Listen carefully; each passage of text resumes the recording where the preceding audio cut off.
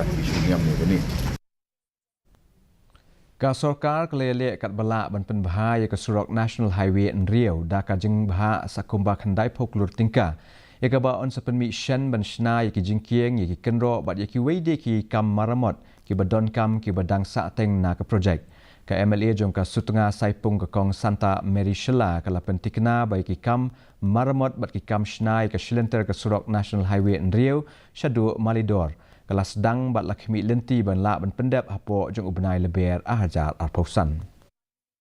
The repairing of the work in NH6 is improving quite a lot, and I had just visited the border areas recently, and I saw that there's a lot of improvement. I have seen it. They have finished till the Sonapur area.